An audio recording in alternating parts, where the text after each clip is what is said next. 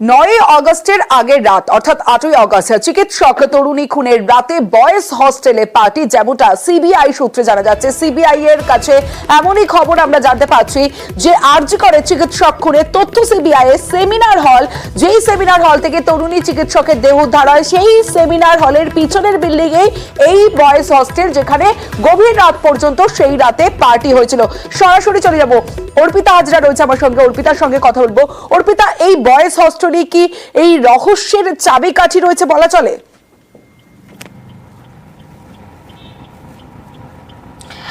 দেখো, সিবিআই আধিকারিকরা এখনো পর্যন্ত যে তদন্ত করেছে সেখানে কিন্তু একটা চাঞ্চল্যকর তথ্য একেবারে উঠে এসেছে যে ঘটনার রাতে, যেদিন এই নির্যাতিতাকে ধর্ষণ এবং খুনের ঘটনা ঘটে, সেদিনকে বয়েজ হোস্টেলের ছাদে সেখানে পার্টি চলছিল। রাত 9টার পর থেকে একদম গভীর রাত পর্যন্ত সেখানে পার্টি চলছিল এবং সেই পার্টিতে ইন্টার্ন থেকে একাধিক চিকিৎসক সেখানে উপস্থিত ছিলেন। এই ইন্টার্ন থেকে একাধিক চিকিৎসক যে ছাত্র, তাদেরকে এবার জিজ্ঞাসাবাদ করতে চলেছে সিবিআই আধিকারিকরা।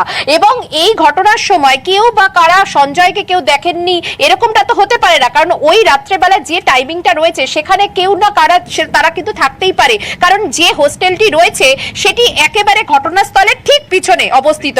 ফলে এই বয়েজ হোস্টেলের ছাদে যখন একেবারে উদ্দাম উদ্দীপনায় যখন সেখানে চলছিল এই রাতের এই পার্টি, তখন কেউ বা কারা কি দেখেছিল যে সঞ্জয়কে ঢুকতে বা বেরোতে বা সেখানে আনাগোনা করতে, সেই বিষয়গুলো জানার চেষ্টা করছে সিবিআই আধিকারিকরা। তার পাশাপাশি তোমাকে আরেকটি ইনফরমেশন দিয়ে রাখি, তুমি দেখো এই মুহূর্তে সিবিআই টিম বেরিয়েছে, ফের তারা কিন্তু আরজিকর হাসপাতালের উদ্দেশ্যে তারা কিন্তু রওনা দিয়েছে।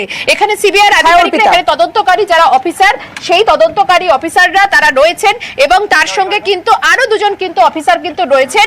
ফলে সিবিআই আধিকারিকরা এই মুহূর্তে আবারও কিন্তু ঘন্টা দুয়েকের ব্যবধানে তারা আরজিকর হাসপাতালে এসেছেন তদন্তের স্বার্থে। আবারও আরজিকর হাসপাতালে সিবিআই আধিকারিকরা।